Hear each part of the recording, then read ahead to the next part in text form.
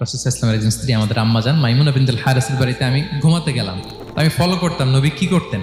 তো দেখলাম মাঝরাতে তিনি উঠলেন, উঠে তাহাজ্জুদের নামাজ পড়লেন, পরে বিষ্ণু সাল্লাল্লাহু একটু ঘুমালেন।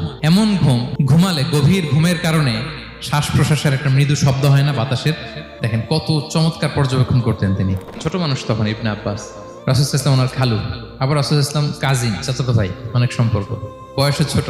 তারপর দেখলাম বেলাল ফজরের আজান দিল, বিষ্ণু সাল্লাল্লাহু আলাইহি ওয়াসাল্লাম ওই ঘুম থেকে উঠে আবার নতুন করে ওযু না করেই যে ফজরের নামাজ পড়ালেন। কেন? কারণ উনি আমাদের মতো ঘুমালে ওযু ভাঙতো না। ইউনিকনেস। বিষ্ণু সাল্লাল্লাহু আলাইহি ওয়াসাল্লামের আরেকটা ইউনিক ফিচার হচ্ছে তিনি যখন নামাজে দাঁড়াতেন তিনি সামনে যেমনি দেখতে পেতেন পিছনেও তেমনি দেখতে পেতেন। তো তিনি সাহাবাদেরকে প্রায় বলতেন, এই কাতার সোজা করো, কারণ ইন্নী লা আরাকুম ওয়ারাআ যাহরি, আমি সামনে যেমনি দেখি পেছনেও কিন্তু দেখি। Unique feature of prophet Muhammad সাল্লাল্লাহু আলাইহি ওয়াসাল্লাম। উনি ঘুমালে ওযু ভাঙতো না।